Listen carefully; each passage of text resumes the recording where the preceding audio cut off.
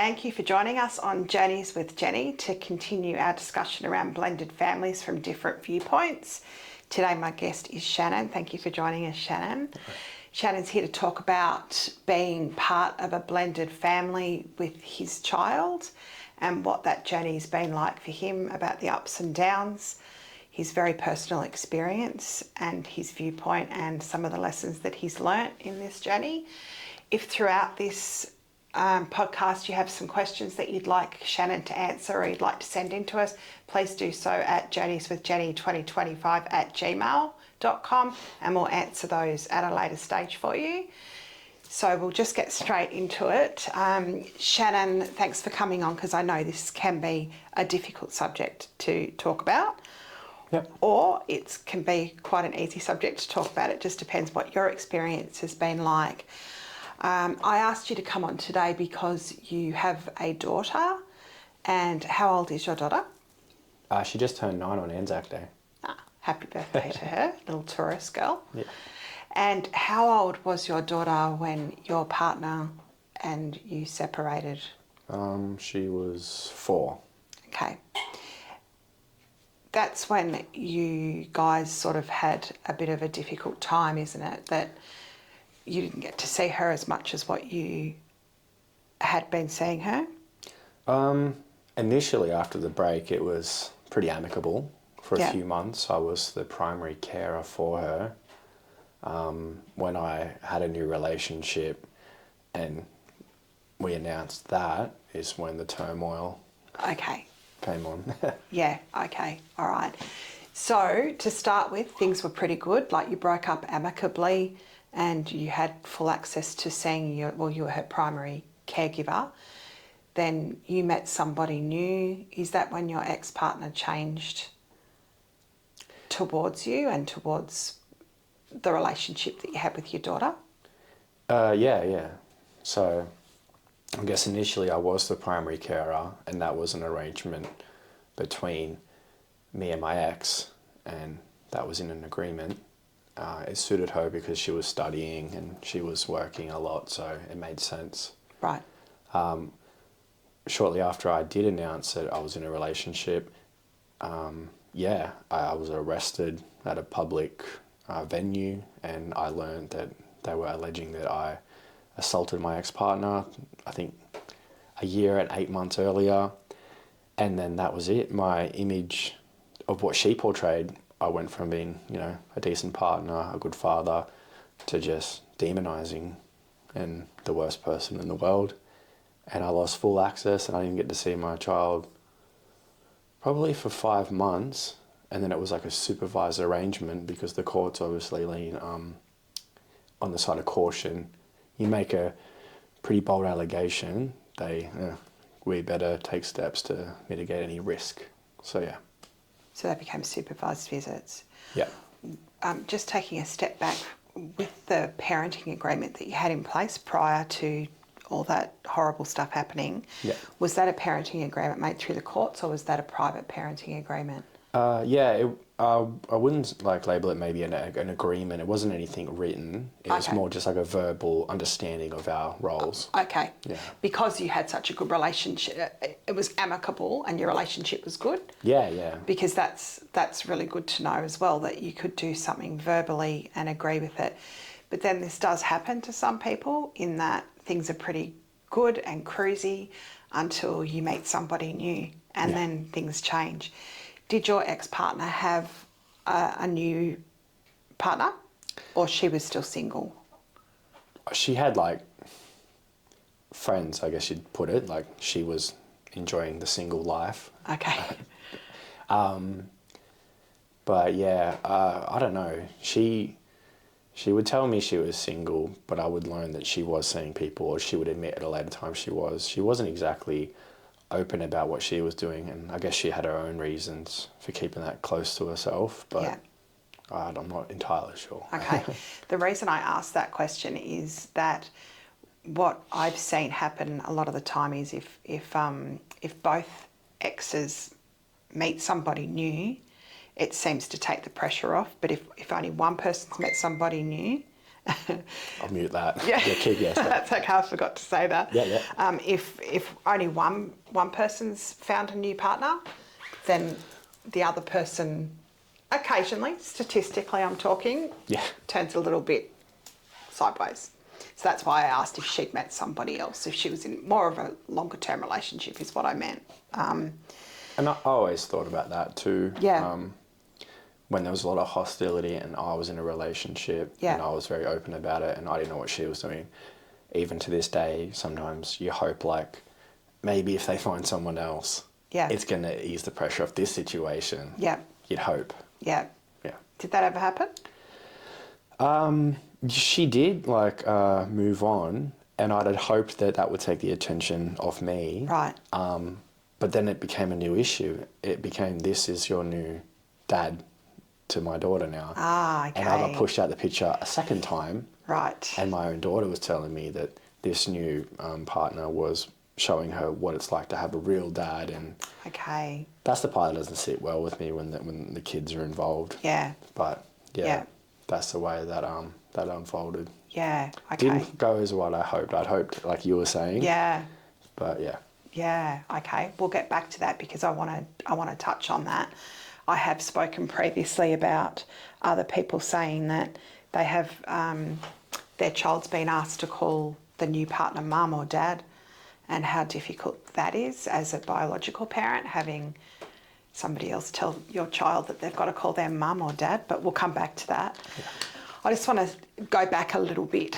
And this is such a huge issue, so it's difficult. We might have to get you back on to talk about that issue in itself because it's such a huge issue with what happened about the allegations that were made against you and how you were treated throughout that process and not being able to see your daughter for 5 months. So I want to ask you about not seeing your daughter for 5 months because there's a lot of people out there who might be watching this and haven't been able to see their child for whatever the reason is, whoever was at fault. Doesn't matter. It still matters that you haven't been able to see your child and more importantly, your child hasn't been able to see you. Yeah. Is there any lessons that you learnt throughout that time that you think would be helpful to somebody watching this who's currently going through not being able to see their child? Yeah, and I've had conversations with other people that ask me these questions because they know of my circumstances. And absolutely, it's really like demoralizing and you feel it's hard to come to terms with like the unjust treatment. 1 minute you're a father, next minute they're protecting the child from you and you're just like, this doesn't make sense, but hey, you got to roll with the punches. Ultimately, the only thing that kept me going was time. Like, I know that in time things will change, things will get better. Yeah. I know that some people make some unfortunate, hasty decisions early on and they may do something to themselves. But when I see my friends in that dark place, I always say, like, see how you feel right now and think about how you felt even 4 weeks ago. I guarantee if you converse with yourself 4 weeks earlier, you'd probably say to yourself, I'm actually feeling a bit better now. Yeah. And then so on and so on. So time. Yeah, really good advice. And also just talking to like people that, you know, that they're like smart people where they can validate your feelings. They can understand like, you know, there's an injustice here and they're hopeful that things will come out in the wash and work in your favour. But you got to be a realist. Sometimes things aren't going to go 100% the way you want it to. But if you just keep the children's well-being at the forefront of your attention, you feel less sorry for yourself. I felt more sorry for my daughter having me there, not having me there. Yeah. What's going on? Yeah. So my focus, I drew a lot of strength, you'd say, from staying strong for the benefit of Ella. Yeah, that's really, really good lesson. And out of that too, I would say sometimes when you're in it, you can't see how far you've come because you're right in the middle of it. But you're right, if you look back 4 weeks before, you have actually progressed. Things have changed. But because you're still in the storm, it's hard to see that. So sometimes in counselling sessions, we will suggest to people to journal, write things down, and then you can look back and you can go, oh yeah, because 4 weeks ago I was in a really dark place. Today, I'm in a grey place. It's not as dark as what it was 4 weeks ago because you can't see your own progress when you're in it. Yeah. You know, so that's a good point. Did you try to keep any contact with your daughter, or was that impossible for you during that time that you weren't allowed to see her? Yeah, it was impossible in a sense. The orders and everything that happened, I was strictly prohibited from making contact. Yeah. And as much as you want to, you're better off just following those orders and showing that you can abide instruction, because they're going to make you out to be some sort of whatever. But you really just need to keep your composure and just speaking, as I said before that, and you just touch base on it, speaking with people around you that have a good sense and some compassion. They too can say things that you may not think of because, like you said, when you're in those moments, you're not thinking clearly. I understand that I'm in an emotional state and I can't process certain things, but when someone else says it to me, I'm like, thank God. Yeah. Thank God I'm talking about it. That in combination with little hobbies. Yeah, keeping your mind active, doing things that... Yeah, like music, art. Yeah. Things that are engaging. Yeah. Where you have to concentrate. Yeah. I found them to be quite helpful as well. Yeah, that's really good advice as well. And music and art are actually both verified therapies for people going through difficult times, both of those things. So that's true. There's a lesson there that Shannon's just talked about, in that if you're in the middle of it and you're going through it, and although I cannot even imagine how difficult that must be, not being able to make any contact with your child, to follow the court orders, because it's actually going to get you into a better place at the end of it, because Shannon will tell us what the end result of this story is, but it could have gone a lot different if you hadn't have followed the court orders. Yeah. Even if you totally disagree with them. Yeah. Which you obviously did, and they were false allegations made against you. But following it meant that you could then have a relationship with your daughter. Yeah. Yeah, yeah. So the 5 months go past and you follow the court orders, as we just said. Yeah. You keep yourself with your head above the water, not drowning too much, and looking for support around you. Can I also point out there's so many services out there for men if you're going through a difficult time, and women, but because Shannon's a man, I'm bringing up men's services. There's plenty of services out there. We have, in the area we're in, we have Men's Link, there's Beyond Blue, there's Lifeline. There's so many people out there that you can talk to about this stuff. Every Man Australia is a wonderful organisation to help men going through difficult times. And if you've got friends and family to talk to, other friends that have been through similar situations. Yeah, I find a lot of people that I barely associate with will reach out to me when they're going through something like this because they know about it. Yeah. And they will say things like, you're such a grounded person, so if you survived it, well, we welcome your tutelage, I guess. Yeah. But yeah, like you were saying, talking to friends or other services, I personally didn't reach out to a service, but I did find myself strangely reaching out to people I was partially familiar with, but confiding in them rather than my closer friends. And I don't know why. I guess I can only jot it down to, like, they don't know me that well, they're just a soundboard.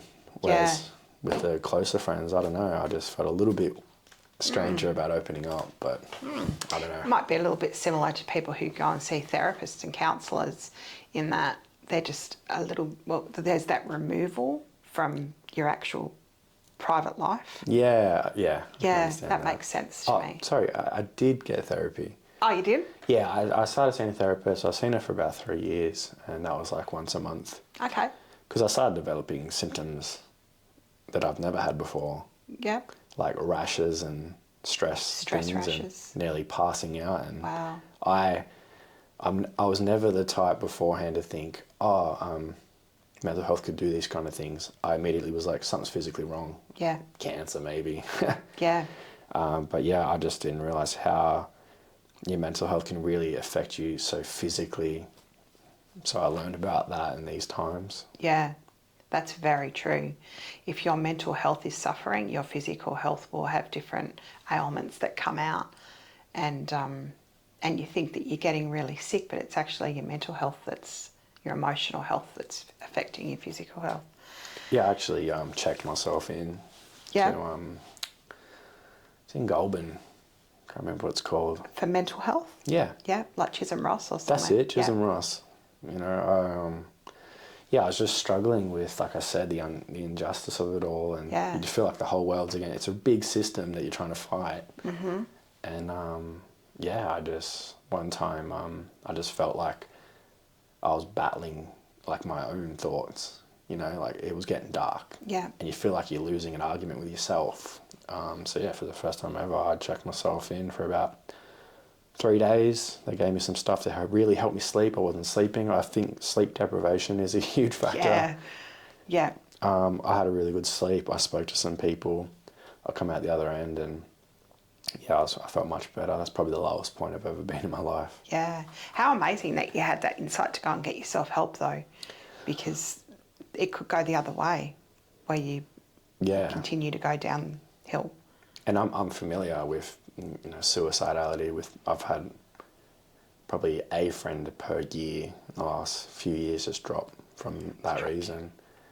And in those moments, I didn't reach out to a relative or a close friend. I reached out to someone I don't really know that well, and I don't know why I did that. But they're the ones that took me to the hospital, and then I explained them my situation, and what was the right thing to do in the end, reaching out absolutely to anyone really is what matters. Yeah, that's really good to hear. Can you tell us, Shannon, after all the court stuff happened and you worked your way through that and you finally got to see your little girl again? Yeah. What happened with your custody then? So throughout the court process, first 5 months, I guess you're really waiting to get into the court system so they can make a judgment, like on a preliminary basis. I initially started getting like phone calls and supervised contact, which again, it's like a really like superficial environment, and it's still like demoralizing, but you just do it because you take what you can get. Yeah. And that was 2 hours a fortnight for the remainder of the court case that went for about 1 year and 8 months. Wow. And it's crazy because you get to the end and then all these facts come out. Everything comes out in the wash, like most people will tell you. And the judge said like, oh, geez, like this he's had it pretty rough. He's had to endure all this, and it seems unjust. But what can you do? Here we are, moving on. Time has gone. And you're just like, how easily they brush that under the rug. You just get like a little bit, but. It's been your whole life and you haven't seen your child for so long. And their take on it just seemed like, oh, whoops, but they're justifying it. They go, oh, we have to lean on the sound of caution. You got to understand that. And I'm like, I get it, but it still sucks. Yeah. I mean, that's a whole conversation, isn't it? Like the whole system is wrong because we're doing it to the wrong people, and the people that are doing the wrong thing aren't being held accountable. But the organisation that monitored these supervised visits, they were really supportive, really nice. Yeah. In fact, I was meant to pay all throughout, and they gave it free the entire time. Right. Because they felt it was an injustice. Thank goodness. So much, and it's expensive. Yeah, it's like $100 a pop. Yeah, it's expensive. And the travel as well. But if you're having supervised visits, then something to remember too is that supervisor is watching every single thing that you do and writing case notes about you, which are then subpoenaed to the courts to be read so that the judge can see what your visits are like with your child. Which I was really grateful for because they reflected really well for me. Good. And they were really supportive. Yeah. They observe everything you say verbally as well as your interactions. Yes. Just everything. Yes. But they were really supportive, so they were good. So you're now at a point in your story of being to court and you are able to see your daughter again unsupervised because the judge said, sorry, everything's okay Yeah, so that easily. the final hearing happens. They award me every fortnight with my daughter, and then also half school holidays, 2 points of contact each week. Seems like a pretty standard like ruling. Yeah. And at first it was hard hit because I was primary carer and now I'm subjected to these things. And yeah, initially it was a hard hit, but over time I'm like, this is actually a really workable arrangement, and I've settled into it. And again, just time. Yeah. I think if I went back to December when the hearing first happened, I felt so hard done by. But now I'm like, nah, I get it.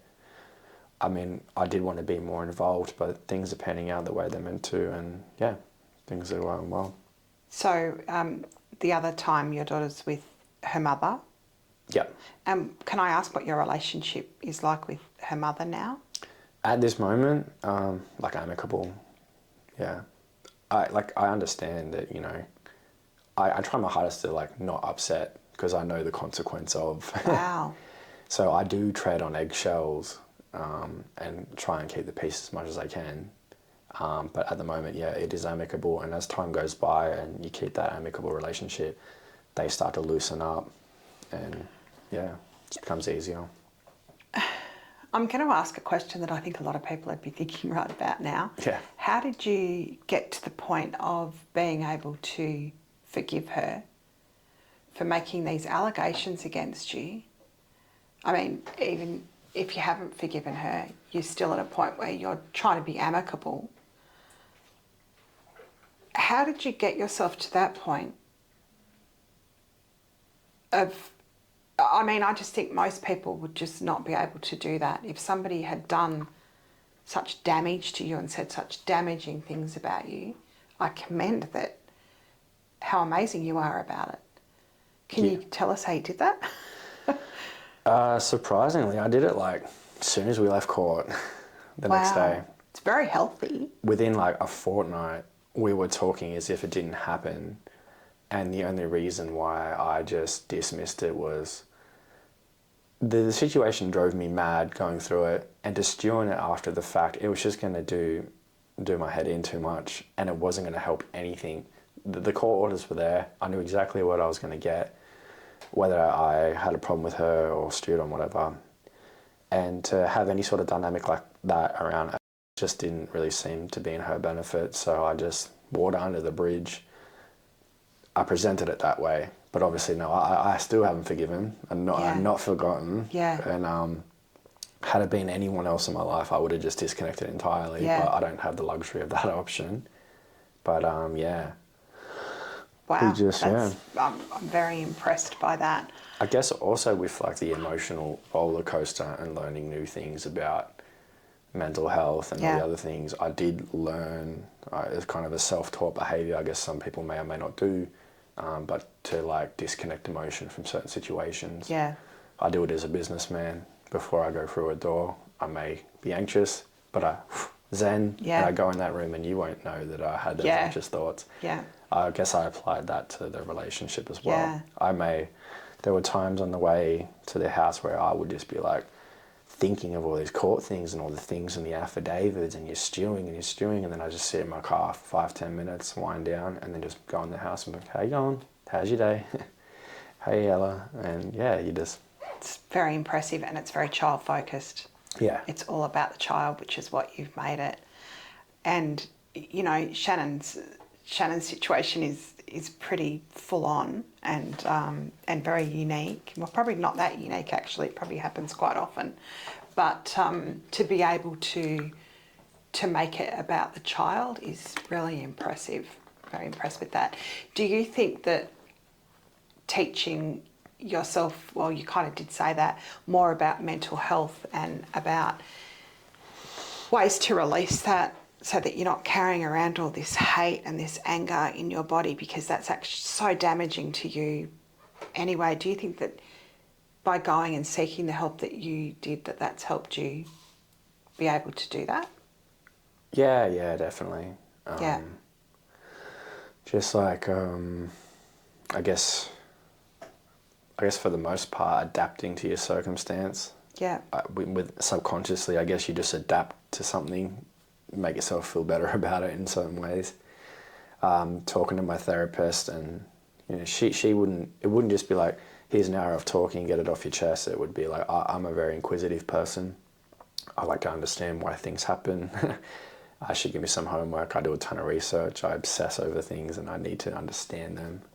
There's nothing wrong with that. It's a thirst for knowledge, which is a good thing. Yeah, and it's got me through life in many aspects. And then just learning I became very like shut off, very cold, and just like very hard to connect with. Even to this day, like I'm still a little bit like withdrawn in certain aspects, but you learn over time to open up a bit more.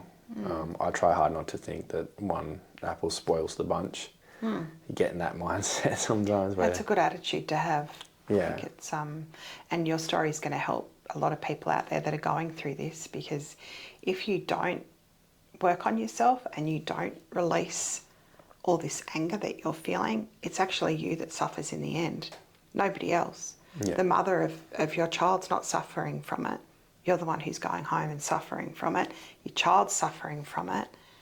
It makes the whole situation harder when you go to pick up your daughter, because she feels that kids pick up absolutely everything. So she feels that animosity between the two of you. So it's such a great, emotionally intelligent way to be.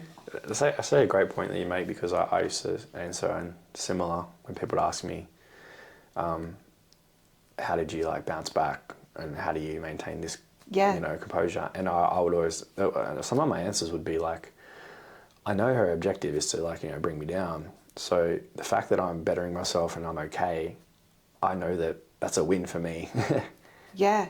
So, I can't give this person the satisfaction of getting what they want by bringing me down. Yeah. So I used to relish in those times when I'd have those high spirit moments, because I know that person would not like it. Yeah. So, it's like you fighting back essentially. Yeah, that's true too. So it's like, you can keep trying to push me down, but the more you smile and you turn up like that, that's actually winning everything, isn't it? Yeah, and we've had some pretty open conversations after the fact, and she's admitted that pissed her off. Yeah. That has she ever apologised to you for putting you through what she's put you through? Yeah. Okay. In private. Yeah. She won't ever like open up in front of people, because she obviously has to maintain, or she doesn't want people to think she's fabricated things. Yeah. But yeah, there was a period there where because I kind of like prompted for it. I was like, I need closure. I just need to hear you admit that you lied, and I just need something. And she said, I lied. We know I lied. And I am sorry, okay? I didn't realise it affected you so much. You present in a certain way, and I was like, okay, yeah, no worries. But you've worked on presenting in that way every day. Yeah, you get good at it. It comes natural. But yeah, surprisingly, I didn't really get the closure I thought I was going to get. I was just like, oh, no. I get more closure just by, working on myself, and I guess everyone tries to find a purpose in life. At one point, when I couldn't find my own happiness doing whatever I was doing, and you live your happiness through your children, there's no losing ever, because I just live through them for the most part anyway. I mean, obviously you have to look after yourself and have your own desires and dreams and goals, but a big part of everything I do is for the little ones. Yeah, because you have more children now, don't you? Yeah, I've got another one. Yeah. Me and my partner, we have a 9-month-old little Leo. Yeah. So yeah. Cute. Very cute. Yeah. And so you get to see your daughter just like a usual sort of every second week now. Is that right? Or that's the arrangement. Right. But no, I get more than that. Okay. I think like the mother, she likes to have a bit more of a social life. She's got work and stuff like that. Yeah. So I think over time she's found that it's actually handy having me around with a more flexible arrangement. Even today I was on the phone. She's booking an extra weekend so she can go to a festival, and I'm all for it. I'd never say no. I don't mind. Yeah. I'm just happy to have preferably, the court orders are there. I would rather treat them as like a fail-safe. If we can't agree, we can't get along, we have that to fall back on. But scheduled calls and that, it feels a little, again, still superficial because it's a scheduled meeting nearly. Yeah, it really I prefer does. to just pick up the phone and be like, oh, yeah, this happened. Or she can call me, Dad, this happened. Yeah. That just feels more natural and more in the moment. Unfortunately, a lot of people can't do that. Yeah. A lot of people are like, no, the phone call's at Wednesday at 6:30, that's it. Yeah. You know? And that's such a shame, because if you're a person that does that, it's your child that's actually suffering, not your ex-partner. It's your child that wants to ring their father and tell them what happened at school today. They don't care it's not Wednesday at 6:30. Yeah, absolutely. They just want to be able to pick up the phone and talk to their siblings or their parents. Back to being child focused, what's best for the child. Like if you're thinking, no, he's not allowed to talk to her until Wednesday at 6:30, well, where's that spite coming from? That's actually coming towards your ex-partner, not about your little child that's wanting to ring their dad or their mum. Don't do that. I lived through all that, and everybody gets hurt in that process. Kids are the ones that are getting the most hurt in that process. Okay, so Shannon, I'm going to ask you some of our big questions, but we've probably already covered them. But just in case there's something in particular you want to bring up, what's been your biggest lesson through this? I think you've covered it, but... I guess to summarise, yeah. Time, just I guess maybe like exploring yourself, finding what works for you. Yeah. Like, I mean, these things worked for me, but each to their own. Yeah. But you took the time to explore them, and you recognised that you needed to explore something else and not just for your own oxygen mask. Yeah, and I've like hit some pretty dark times, and in those moments you feel that overwhelming sense of like hopelessness. Yeah. Never going to get better. This is it for me. Yeah. You can get dark, and it's hard to even talk someone out of those positions sometimes, but I mean, ultimately I just kept thinking like this is a temporary feeling, and this is the part where you're really like testing your your strength. Yeah. And then if you can survive that, and again, like you said, a day, 2 days, 3 days, you look back in that moment and you understand that was, once you pull through like once or twice, each time it just becomes a bit easier. Yeah. And then when you get in those positions in the future, you're like, I've been here before, and I know what to expect. So yeah. Yeah, that's very true. And I think when I said before too, like journaling, I know a lot of people don't like journaling. I personally don't like journaling that much, but I do a few little dot points here and there. Yeah. Just so you can look back and go, like you just said, 3-4 days later, whatever, you can see that you've come out of that dark hole. Yeah. Yeah. Well, I actually wrote lyrics. Yeah. Yeah. I mean, like poetry nearly. That's a great idea. Because you are journaling in a sense, Yes. but you're also inputting that creativity to stimulate your mind a bit. Yes. So I guess you're killing two birds with one stone. Yes. Some of the most famous songs have come out of people's heartache. Yeah, absolutely. Yeah, definitely. Yeah. I think you've answered this as well, but Yeah. if you had somebody sitting in front of you right now that was having all these allegations made about them, they knew that they were wrong, they felt like they can't see tomorrow, is there anything that you would say to them? But I think you've kind of answered that as well. Yeah, I'll summarise that too. I I've had someone in front of me and someone there, and they've asked me what to expect. The person next to them are really optimistic, like it's all going to work out, it's going to be fine. I'm like, it's great to have a level of optimism, but you need to be real. Yeah. Because I don't want to give you some false hope. I don't want you to think that it's not going to be a hard time for you, and it's you're just going to breeze through it. It's not going to be fun, it's not going to be enjoyable. But when I always emphasize the point that if you ever find yourself in a very dark place and you're initial like actually having an argument with yourself about how to respond to a really shitty situation, that's the time to be smart about it and understand that you just need to ride that wave, and you need to start finding ways to cope, whether it be X, Y, Z. And I give them, this is what I do, but you may not be interested in that. You might want to explore these. Yeah. But time, yeah, I really always emphasize time Time. too. Like, yeah, And ride the wave. That's very true. yeah, Because the thunderstorm's not going to last forever. The sun has to come out. yeah. You know, you got to ride the wave, get yourself through it. And I pre-warn them, like, you're going to feel demoralized, demonized. You're going to feel like there's some unjust things.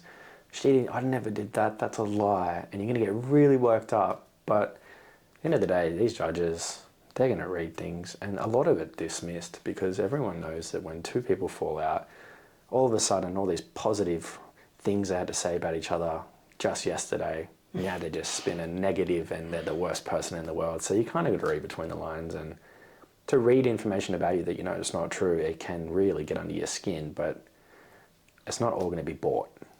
Yeah, that's good advice too. And people who know you, people around you that love you and know you, believe in you. And you've got to remember that too. That, you know, just because somebody has said something about you doesn't make it true. Absolutely. And I gained like a new perspective on friendships. I've got a tighter inner circle than ever. Yeah. Because if people stand by you, they believe you because they know who you are. Like you said, you know they're real. Yeah. If other people doubt you, like maybe we didn't know this person, maybe there is some things going on in the closet we're not sure about, then if they don't know the authentic version of you, I don't get upset about them questioning it. It's just like, okay, we're just not that tight. Right. You're like on the outside of my circle. I don't mind if you're skeptical of what she's saying or he's saying or whatever. But yeah, you really learn who are in your inner circle. Yeah. And the rest, if they flake off or they take her side, you're just like, the trash took itself out. Like, whatever. Now, I don't think they're trashy people because they picked a side, but I just can do without them, and there's no, I don't miss them. Yeah. It's fine. When you're going through something traumatic and something so heartbreaking and your heart is broken while you're doing it, you need people around you that are going to lift you up, not people that are going to doubt you or going to not have your back. Yeah. You need to keep your circle tight and strong. And I was very mindful of my reactions to everything around me, because you're going through like such an emotional time. You may be like a bit more sensitive than you normally are. You might say things you don't mean. That's good advice. So I would really think twice, or I would never respond in an emotional state. I wait till I calm down. And most of the time you just vent about it and you don't end up responding at all because you realise it's not actually worth your time. You've got better things to focus on. Yeah, you're very emotionally intelligent. Yeah. Don't rage text either. No. Take yourself away from your phone. It's taken me many years to say to myself, sleep on it, because you often, 9 times out of 10, wake up the next day with a different opinion, attitude about whatever's just happened, because you've slept on it. You're not overtired. Sleep, you said before, sleep deprivation can make a big difference to how you react to things physically, mentally, emotionally. But yeah, I pay good attention to my heart rate. Yeah. If my heart's beating and I'm texting, I will draft that text, but I'll review it the next day. And 9 times out of 10, you're going to rewrite a lot of that text. Very true. Very true. And your heart rate's going to be sitting back at 80 and you're more focused. Yes, very true. Download an app instead that teaches you how to do some breathing, because you just need to breathe through it, because you don't want to rage text. The rage text you can't get back. Okay, well, we'll end that there. Thank you so much for coming on with us. If you've got any questions that have come out of today's episode that you'd like to send in, please do so at journeyswithjenny2025@gmail.com. And we'd like to thank you for coming on this journey with Jenny, and thank you, Shannon, for being our guest today very much. Thank you. Thank you.